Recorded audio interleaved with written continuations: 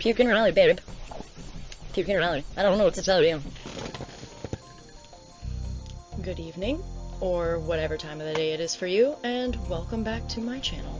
This is the second video in the series of me reading Throne of Glass. I recommend watching the first video before this one, and if you have already watched it, good for you. Keep watching. We're gonna have a great time. We're gonna reap a book. We're gonna roast a book. It's gonna be the reaping, the roasting, the absolute evisceration. Is that a word? Is eviscerate is a word. Is evisceration a word? Hey Google, is evisceration a word? Sorry, I didn't understand, but I found something related. Do you want to know, is eviscerator a word? No. I know eviscerator is a word. Evisceration. It's a thing, right? I can say evisceration, right? We're gonna eviscerate, we're gonna disembowel this book. We're gonna disembowel it. We're gonna cut its guts out. We're gonna dismantle its innards, word by word. Yeah, evisceration of a book. According to Wikipedia, ocular evisceration is the removal of the eye's contents, leaving the scleral shell and extraocular muscles intact. The procedure is usually performed to reduce pain, improve cosmetic appearance in a blind eye, treat cases of endophthalmitis unresponsive to antibiotics, or in the case of ocular trauma. I said no!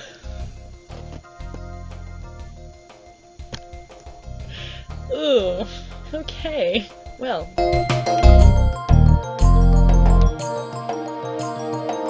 Without further ado, let's get into some ocular evisceration. Ooh, I can't get that image out of my head.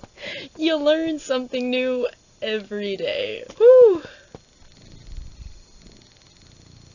Can I help you?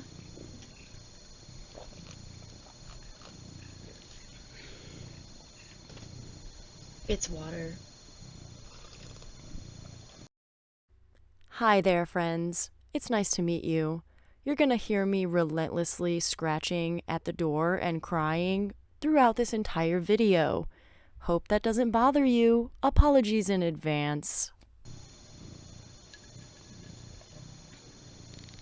I'm just trying to have some fun. I just want to have fun. I just want to make fun of books. I just want to make fun of books. I just want to roast books. I like reading bad books, so I can talk about how bad they are. All jokes aside, I understand how much work it takes to create a work of art. Any kind. Painting, book, movie. I am not gonna sit here and make fun of something lightly. I think it also takes a lot of work. You know, I'm not gonna finish that statement. I'm just gonna make fun of a book, a popular book, that I will probably... Can you not? Excuse me. Before we continue with... What chapter was I on? Chapter 9. I really was trying to make it to chapter 10, but it didn't happen. And there's no guarantee that I will make it very far this time either, but I'm going to do something. We'll see. But before we continue, I want to make it abundantly clear that if you are a fan of this book and you don't want to hear me talk badly about it, then just don't watch. Go find another video to watch. Go do something else. Go read the book. Go enjoy it. Go do that. I'm here to tease. So I left off... Oh yeah, she threw a flower pot. So, without further ado, more Throne of Glass roasting. Right from the beginning, we have Selena talking about her clothing. Again, that's great. She likes clothes. Understood. Totally fine. I still am waiting for graphic descriptions of crimes she's committed. We've only gotten vague references to one murder and a rescue attempt. I am a little frustrated that we are talking about her seafoam lace neckline and powder green silk and stuff, and I would be more upset except her lady servant Philippa comes in and is like, it's such a pity you are who you are. What is that? Are you trying to say that her occupation isn't respectable? You might be right, but we don't know. We have no details. You have no details. She might not be who she says she is. Everyone says she's the best. She says she's the best. I have yet to see any proof. That's all I'm saying. They bring up the rumor that the crown prince brought her here to woo her. And Philippa's like, whatever. Rumors are stupid. It's just a rumor. It'll be forgotten in a week. Preemptive spoiler alert. I'm sure that's not going to be the case. I'm sure that Philippa, despite having spent probably months and or years in this royal court, probably knows that that's not true, and she's just a straight up liar. Yeah, rumors in royal court, they'll be forgotten. We'll see. Kayal has to show up and ruin the moment. Good, as he should. You, upstairs, now. Excuse me? Fish. Kayal shows up and interrupts this very important conversation about rumors and says, you, upstairs, now, the king. Ooh. Yeah. And, of course, once again, now would be a good time for her to have the I will not be afraid mantra that has been her bread and butter. She's nauseous over meeting the king. She's off kilter. Oh, I read that wrong. That's the clock tower. Never mind. Her arms are heavy, legs weak, mom's spaghetti, and we're having a panic attack. This supposedly fearless assassin is freaking out after she finds out she has to meet this king that she's going to be working for. I find that interesting. She gets a headache. She has difficulty focusing. She hates corsets. She hates the king. She hates glass castles. I don't understand. This is frustrating because this 18-year-old girl has no business being a famous assassin when the weirdest things get her all hot and bothered. Hot guys, strange men, clothes, books, if I remember correctly, or pretending to like books. Interesting assassin we have on our hands here. Ugh, stupid Kayal. You look rather pretty today. Can this man make up his damn mind about anything? Who, again, I ask, and I will probably ask again in the future, who made this man captain of the guard? Shouldn't like a 54-year-old guy, I don't know why I specifically said 54, but you get what I'm saying. Why a 22-year-old? Oh wait, he was 20 when he became captain of the guard. Why? Whatever. So they go to meet the king, and this guy has the audacity to say, oh, you finally bothered to arrive, like she had any choice in the matter of her arrival. Also, correct me if I'm wrong, but don't kings usually, like, summon the people that they want to see and talk to? Was she supposed to just waltz in her, what did she call herself? Wretched dirtiness? Is that what she referred to herself as? A wretched filth? Filth is sticking in my head, but I know that it was wretched dirtiness or something like that. Was she just supposed to waltz in her wretched, filthy state? To be like, hey, king guy, I'm here. I don't think he would have appreciated that. So I don't really appreciate the fact that he's saying, now you finally bothered to arrive. Fuck this guy, if I haven't said that already. Not to mention the fact that he has a sword called Okay. It's not nothing. It's no thung? Oh, he has a named sword. What a cool guy. Who gave him a named sword? Probably his dad. Oh, he's not just talking to Selena when he says, you finally bothered to arrive. It's a bunch of them. Oh, see, but that's still rude. You're the one that called everyone here for this special occasion, and you're making them feel bad about finally showing up? Listen, we already know this guy's a piece of shit. He's just gonna keep proving it, apparently. The author is just making it really easy to hate him so that when he dies, you're like, yes, finally. Which is fine. I guess it's gratuitous. I think it would be more interesting to see in the future a antagonist that would be difficult for Selena to kill. Because clearly she struggles with the morality of some of her situations. Like when she was upset about the slaves walking down the gangplank, and when she went and rescued a bunch of them from a pirate lord. Doesn't sound like a very assassin-y thing to do to me. The fact that her emotions are very easily played upon would be interesting to see if, let's say, this king were a more likable person, and she still hated him and had to kill him. I think it would be more interesting. Kind of like in another book I've read, if you've heard of Tigana. That was a situation in that book where this woman was supposed to kill a king, but had feelings for the king and couldn't decide what the right thing to do was anymore. A lot more interesting than king is bad, I hate king, king die. Easy, not interesting. Another thought that I'm having, as this king says, "You're competing for the title of my champion, my right-hand sword in a world brimming with enemies." At least he knows he has lots of enemies. But shouldn't someone like Kaol be his right hand? He's the captain of the guard. What is the logic behind having a contest to pick a personal bodyguard? And is an assassin a good prospect for a bodyguard? Lord Farquaad, I'm telling you, these tests will not be easy, nor your training. Some of you may die, but it is a sacrifice I am willing to make. Literally, it's Lord Farquaad. This guy's Lord Farquaad.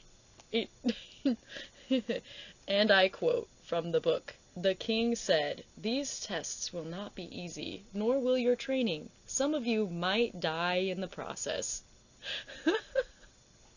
I think I just ruined half of this book for myself now. All I'm gonna think about is that scene in Shrek. You know the scene. Some of you may die, but it's a sacrifice I am willing to make.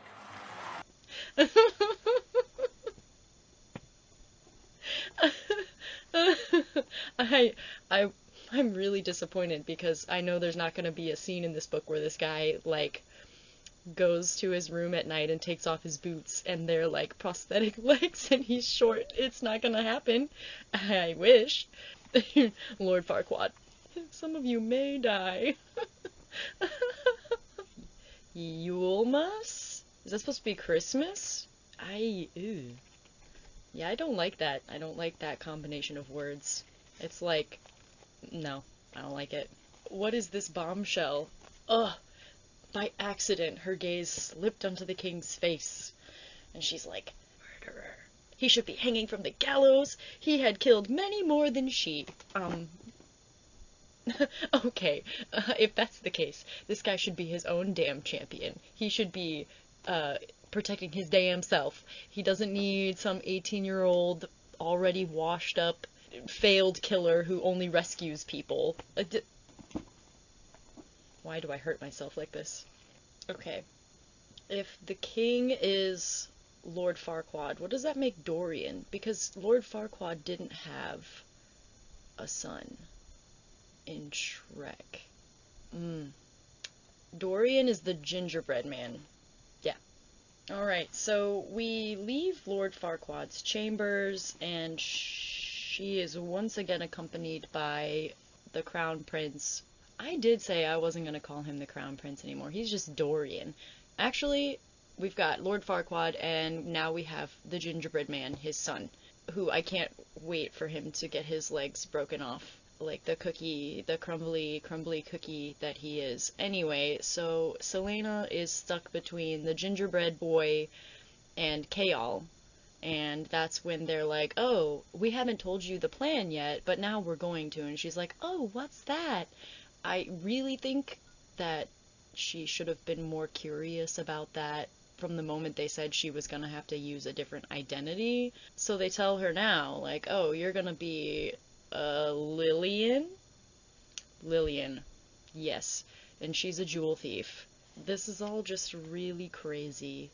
I don't understand what is happening with this contest and with all of these other potential champions.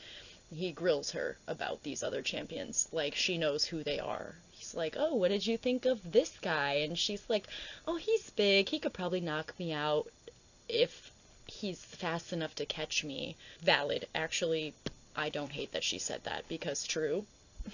Men of his size usually aren't very fast or very nimble.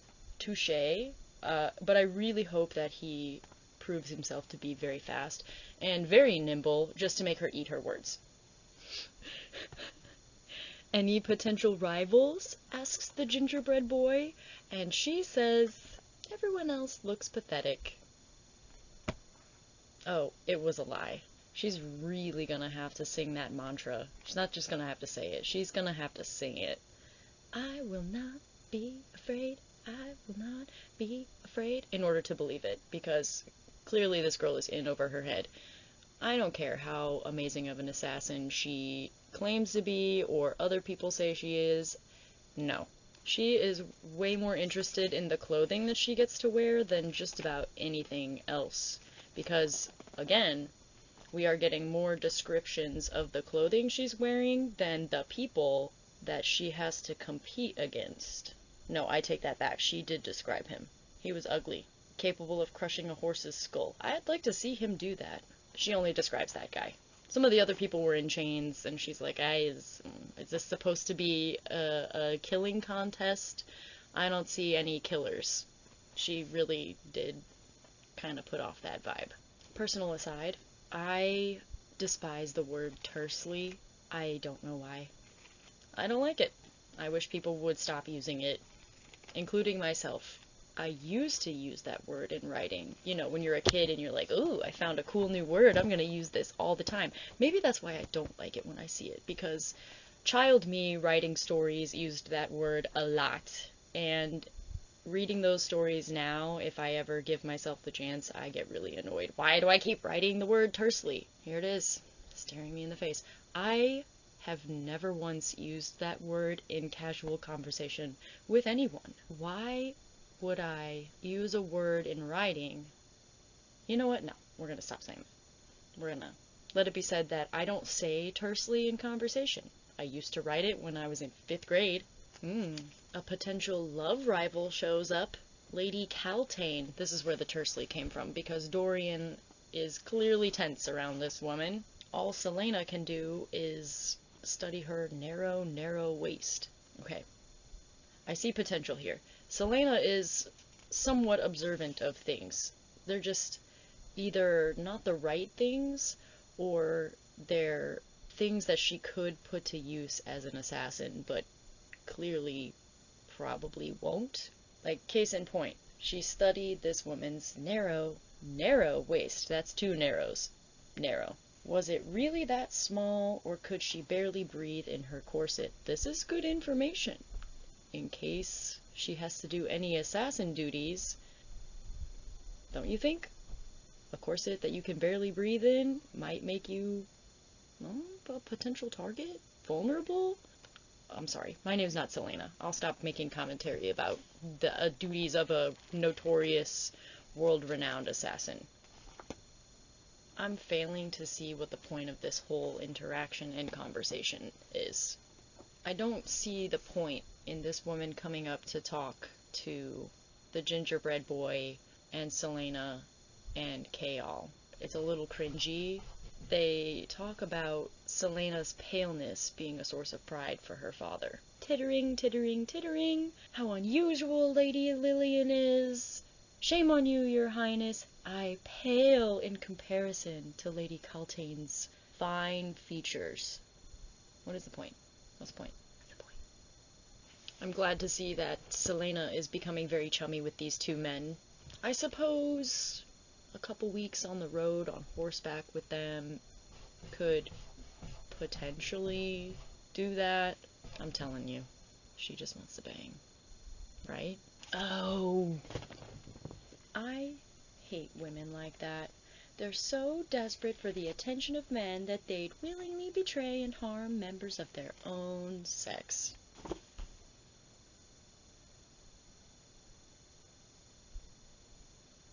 Girl, please. The fact that these 3 fools are bonding over insulting a woman they barely know. Not a good look. The morning of the competition arrives. Kayal has to come wake Selena up. I can just picture it now. That one scene from Frozen where Anna is asleep and she wakes up and she looks a fright and she's all disheveled.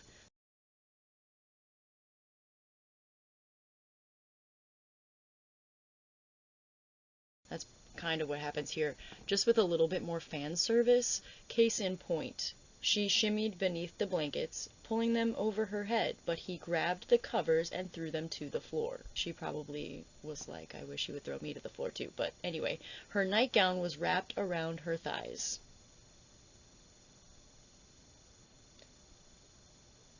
real detail. He has to come in and wake her up, like she's late for school, and she's a notorious assassin. At this point, I'm beating a dead horse. I'm not gonna stop.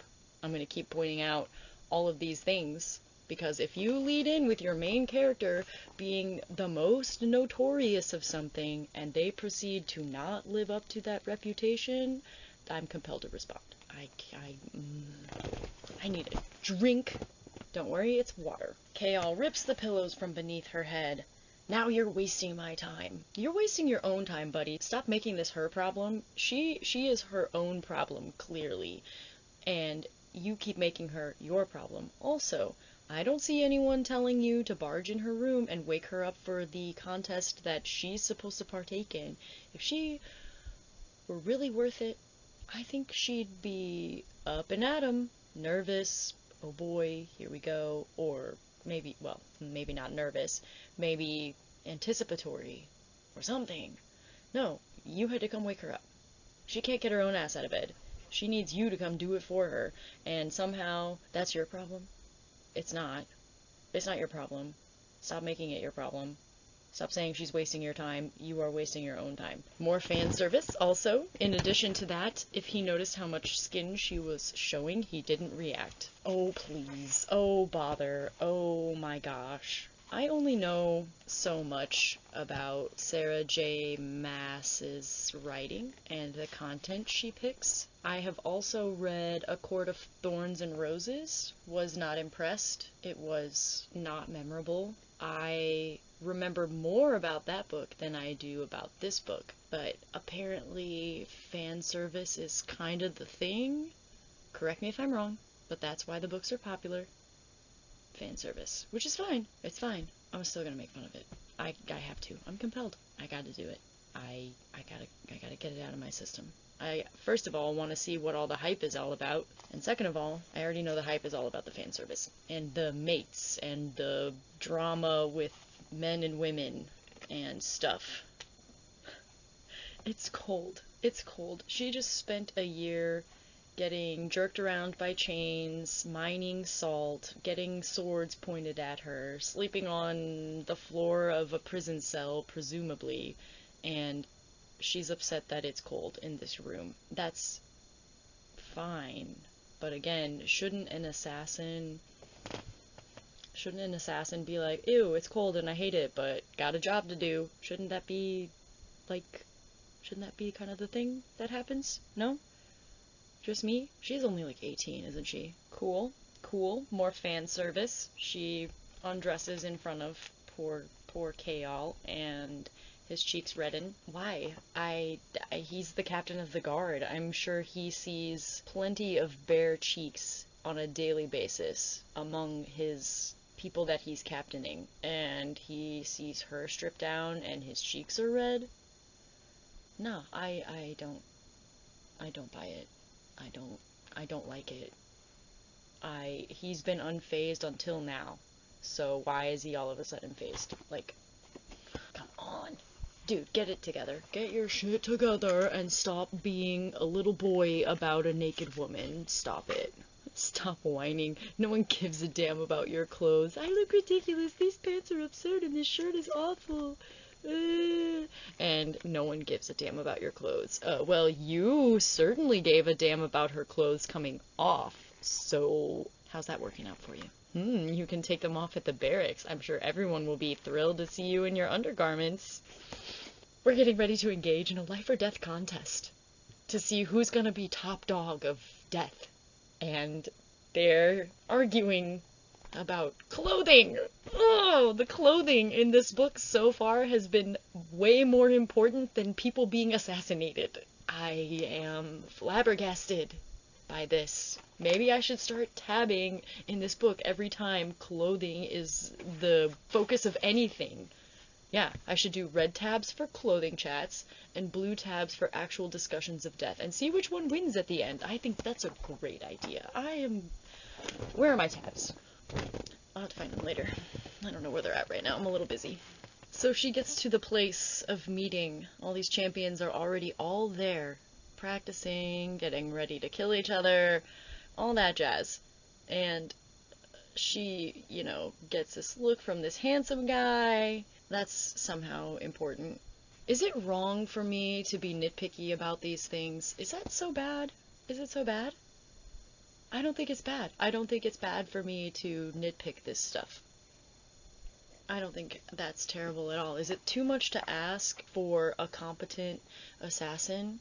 If that's what you lead in on so hard. This girl was adopted by the king of the assassins when she was 8 years old, and she is acting no better than a schoolgirl. I just can't, I don't buy it. I don't buy it. This guy gives her a look and a half smile, and then she says, "You expect me to use a mace an hour after sunrise."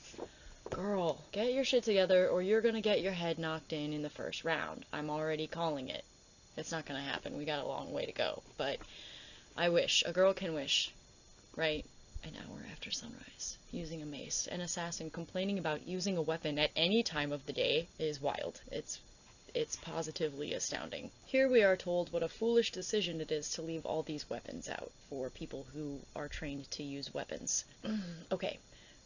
Ignoring that, swords, sword breakers, axes, bows, pikes, hunting daggers, maces, spears, throwing knives, wooden staves. While she generally preferred the stealth of a dagger, she was familiar with every weapon here.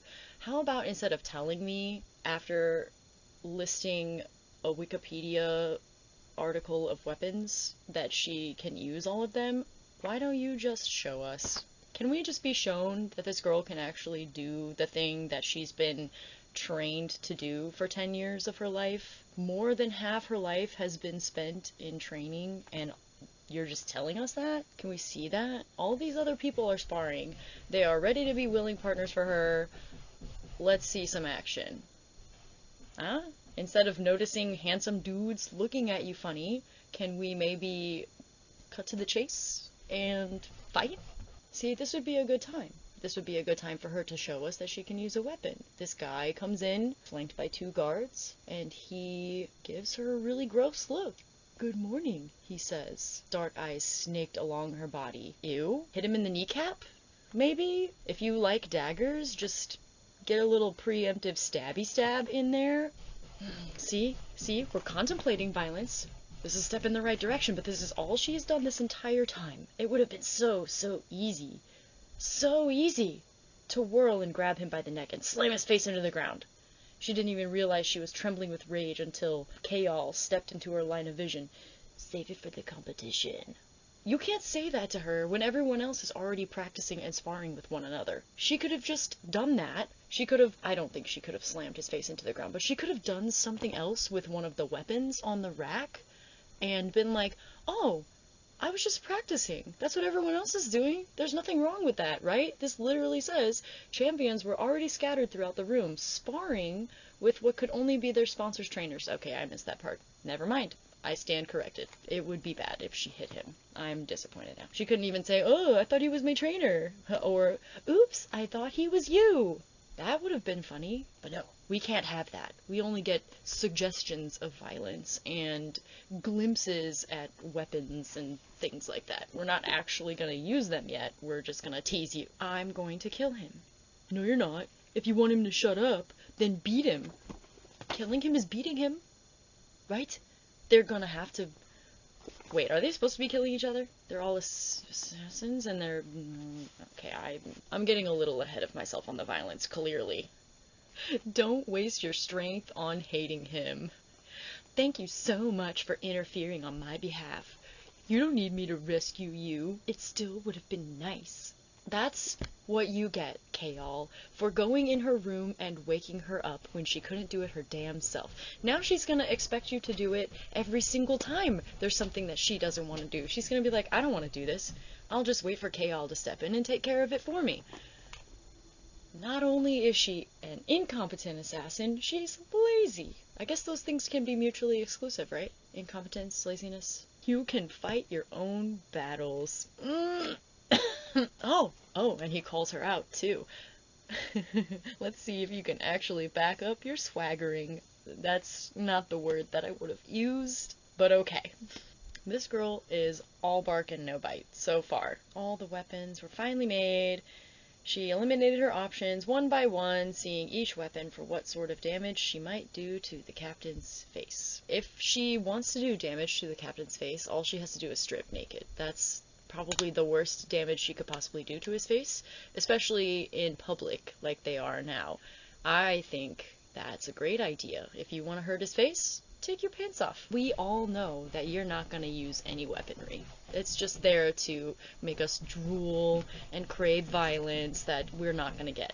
She found herself torn between hunting daggers and a rapier. She could cut out his heart from a safe distance with that.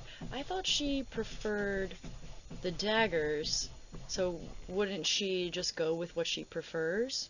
And why does she care about cutting his heart out from a safe distance? If she likes using daggers so much, that's like close range combat. That's what everyone expects from an assassin, is that, you know, sneaky stabby, right? So why is she even considering being at a safe distance from him when she cuts out his heart? I don't understand this woman. I don't think she understands herself either, which is fair considering she's only, what, 18? Is that right? 18? Yeah, 18. Oh, I see. Okay. He tosses his cape down, his toned body flexing through the dark threads of his shirt. This is like when he opened the door and she was behind him and his back muscles flex real hard. Okay, I see where this is going. This is not about actual swordplay, it's about swordplay. He says, "On your guard," and she's critical of that, but then she's also like, "Aren't you gonna show me the basics? I'm just a girl. I've been in prison for a year. I could have forgotten." And let me guess, he's gonna get suckered into it, right? Right? Is he gonna get suckered into it? Suckering? No, he doesn't get suckered into it. Okay, that's because he calls her on her bullshit. And he's like, "Oh, you killed plenty of people in the mines already. I don't think you've forgotten anything." And she's like, "That was with a pickaxe. All I had to do was crack a man's head open." Okay, finally, another suggestion of potential death that she's dealt. Cool. All I had to do was crack a man's head open or hurl the axe into his stomach. Okay, so that's vague enough that she could just be bullshitting. I mean, we never actually got to see this incident happen. All we have is other people's word to go off of. So I'm not confident that she can actually kill anybody. Until I see her kill someone and not get upset over the moral consequences of that, I don't trust any of her talents at all whatsoever. So they start sword fighting, and it's a lot like they're dancing together, but the dance of death. And at some point, Kayal says, "I don't lose." I think he really means it. Oh, he does win.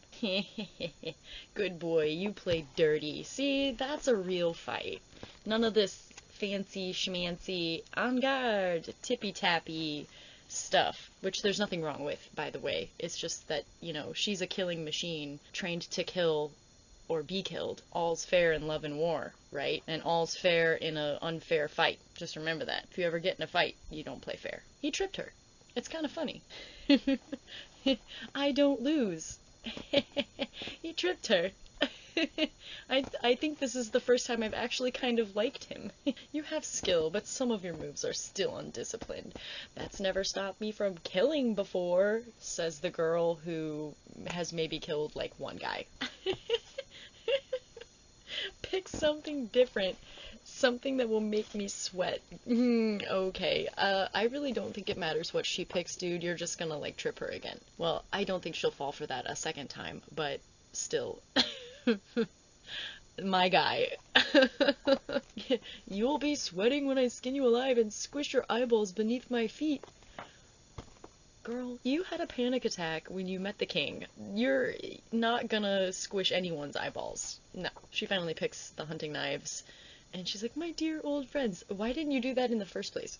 Ah, but see, it was only a tease, because as soon as she was gonna use them, someone is like, "That's enough of that," and stomps the butt of his spear on the ground and announces himself as Theodis Brullo, Weapon Master. Stocky, balding man. Theodis Brullo. I feel like Theodis Brullo is Latin for stocky, balding man. It's not, but it sounds like it could be. Okay, so this guy is basically the Simon Cowell of weapon fighting, because he's like, I've been weapon master for 30 years and lived in this castle for 25 more than that, and I really hope that he just takes a massive dump on everyone's weapon play. If that's the case here, oh yeah, see, it would be very hard to impress him. Good. Please make my life and reading this book more interesting, sir. I say like I'm not already having the time of my life complaining about everything I read in this book so far. Okay, this guy just pulled a really cringy stupid. It's like when you meet a bunch of new people at a gathering for the first time, and everyone has to go around saying their name and how old they are and where they come from and their mom's middle name and the hospital where they were birthed and weird stuff like that, because this guy's like, alright, you lot, what's your name, occupation, and where do you hail from, and be honest about it. Who gives a damn? Dude, we're here to like fight and die and become the king's royal assassin.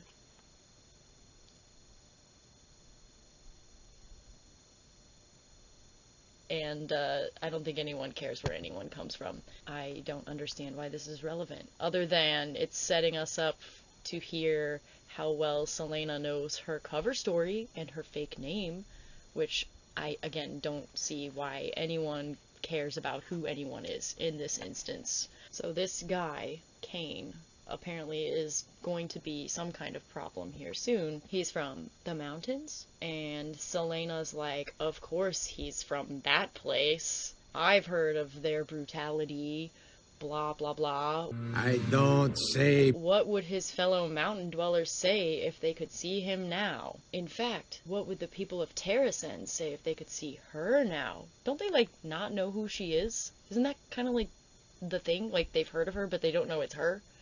And if the people of wherever the heck she came from, Terrascend, saw her, they'd probably be like, who's that chick? They don't care. I don't think, what's the big deal? This is a big world you guys are living in. It took you 2 weeks to get to where you're at. There's no way people care. There's just no way. Wait a second. Wait, hold up. Am I reading this correctly? We've got Kane, we've got a slender tall man who's a master thief, 6 seasoned soldiers, 3 other thieves, 3 mercenaries, 2 shackled murderers, a guy named the Eye Eater. Oh my gosh, okay, this is not how you introduce a character. Okay, you don't do this. As his name suggested, Bill Chastain, the Eye Eater, ate the eyes of his victims. Wow, thanks. I didn't know what Eye Eater meant. I needed you to explain it to me twice. As his name suggested. No, that's not what Eye Eater means. Nope. No. He doesn't eat the eyes of his victims. Eye Eater means something else. The fuck?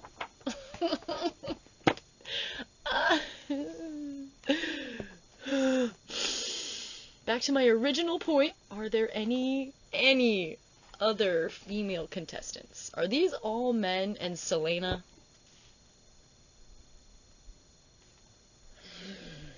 Okay. Maybe not. Maybe some of these vaguely mentioned other people are women. They just didn't get pointed out. But all of these people with names are all men. Again, we have a Xavier, we have a Kane, dudes. We have a Knox Owen, who was the guy who was, like, eyeballing her attractively earlier. Bill Chastain, as his name suggests, the eater of eyes of his victims. Ned Clement, 2 scarred silent men, and the last assassin who called himself Grave. So far, these are only men. And Selena. Seriously? You couldn't have more women in there? We couldn't name some women? No. Selena's female competition is only in the romantic area of the court. Clearly, that's where she's gonna have female competition from. Not here. She's too good to have any female assassin competition. No, she has to only fight guys. So she introduces herself as Lillian, a jewel thief, and some of the men snigger. They'd stop their laughing if they knew her true name, if they knew that this jewel thief could skin them alive without a knife. How are you gonna in I'm alive without a knife. Are you gonna use your teeth? I'd like to see that. You gonna use your teeth? Love to see that. But no, you only talk about the violent stuff that you supposedly are able to do. You don't actually do any of it. Even though you have nothing to lose because these are all bad men. They're all men. Where are the women? Now they're gonna take a run. They're gonna go on a mandatory jog to see how fit they are. If these people, I'm sorry, I shouldn't say people, because it's a bunch of dudes and Selena. If these guys got picked for their abilities, wouldn't that mean some of like that basic stuff has already been kind of proven? I'm a little confused as to the nature of this contest and like what is the point here. This just ain't it. K-Hall says, "This banger, it was foolish to spar with you just now. I'll admit that I hadn't realized you'd be that good. Thankfully, no one noticed. And do you want to know why, Lillian? Because you're some pretty little girl."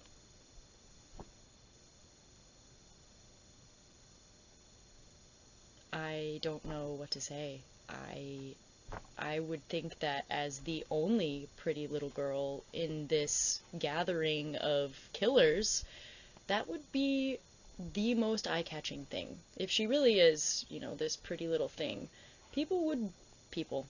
men, these men, she's the only woman, would be looking at her and noticing that she's good with weapons. Or passable with a rapier, because that's the only thing she used so far, and they only sparred for like a few minutes. I still feel like this is stupid. You're just a pretty little girl, a nobody thief from some small city. Yeah, she's the outlier here. They would notice that because the rest of them are brutes. They see brutes all day long, in prison, in their line of work, brutes everywhere. They kill brutes, they drink grog with brutes, they are used to brutes. So of course, if there's a pretty little girl in the vicinity, they're gonna be like, oh, what's that? Yeah, this makes 0 sense. This is stupid.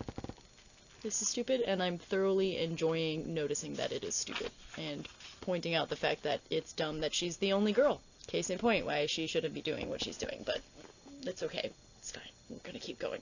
It's good. Is anyone staring at you? Are any of them sizing you up? Oh. They're sizing her up all right.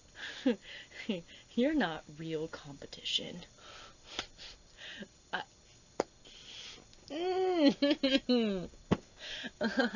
Yes, so this is just setting us up to see that she's gonna go out there and absolutely whoop the shit out of every single guy. Come on! Oh, they're all men and her. Honestly, what the fuck?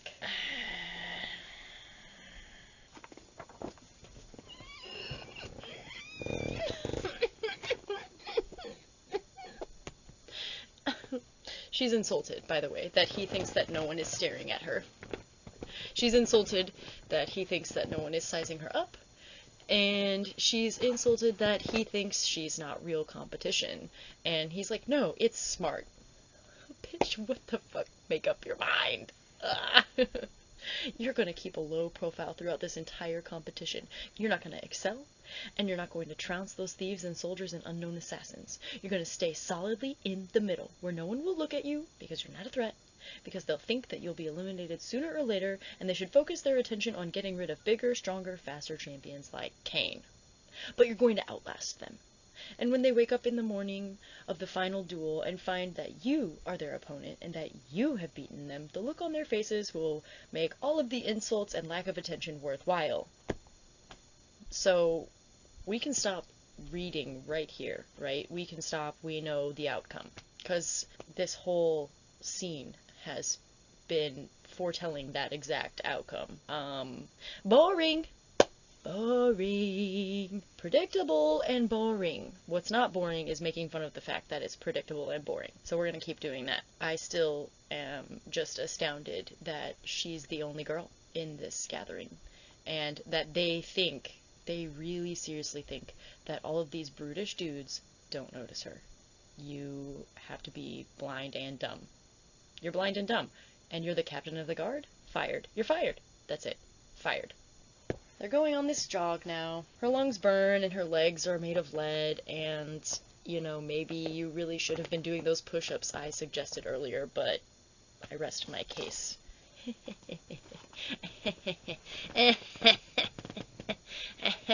Guess who's at the front of the pack? The guy that she said wasn't gonna be fast or nimble. Kane. Yeah, Kane. And she's surprised. How could he possibly be that fast? Wow, gee. Didn't you also say earlier, Selena, that you don't underestimate opponents based on their appearance? She knew better than anyone not to underestimate opponents based on their appearance.